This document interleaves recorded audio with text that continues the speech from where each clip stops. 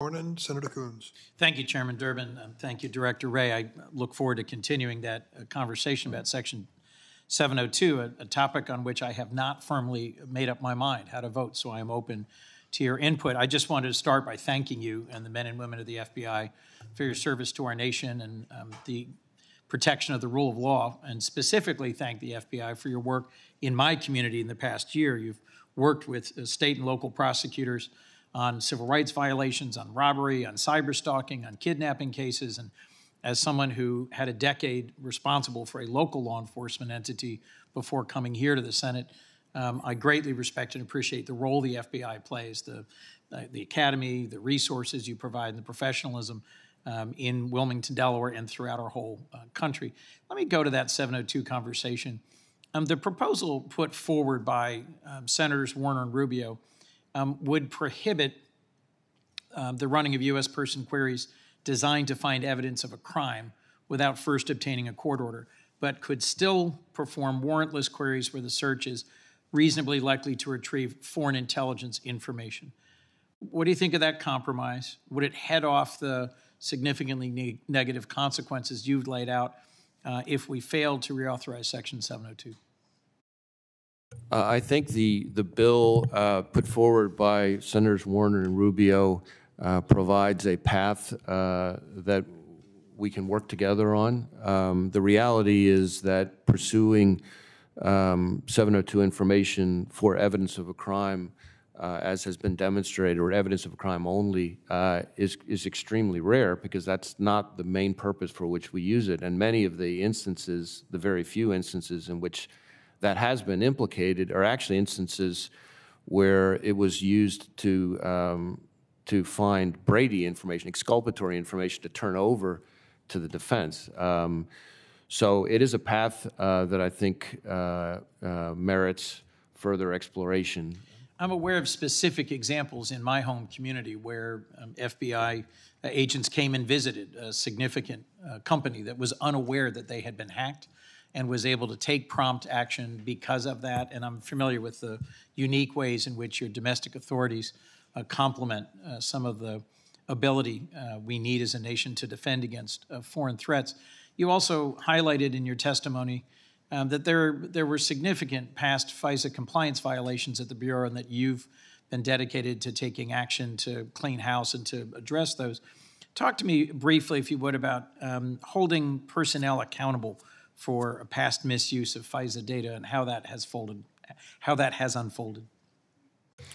Well, in addition to a whole host of other reforms we've put in place, we rolled out new accountability measures designed to make sure that we are capturing not just intentional or reckless compliance violations, of which there have been very, very few and none since 2018, but even, which has been the vast majority of the compliance incidents we've had, even negligent or careless errors. We want to make sure that we have accountability for that too. Now, that's a different kind of accountability, just because the state of mind of the employee is different, and that's somebody who is coachable.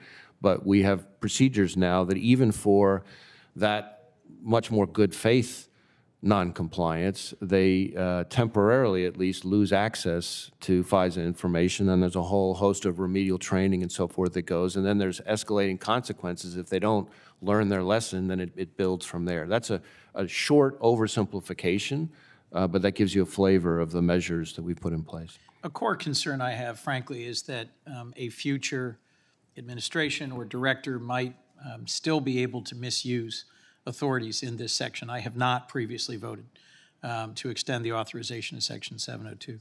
But the reforms proposed in this legislation, the actions you've taken, have me weighing. What, if any, assurances could you provide that the rules and the system will hold if we reauthorize 702, even if the Bureau happened to be led by an appointee who doesn't share your commitment to reform? Well, we've put in place a number of things that would be extremely challenging to unwind, for one. I created a whole new Office of Internal Auditing, for example, and brought in a former agent who had gone on to be a Big Four accounting firm partner to try to work with yet another Big Four accounting firm to help us build what I expect to be a world-class internal auditing program focused specifically on FISA compliance.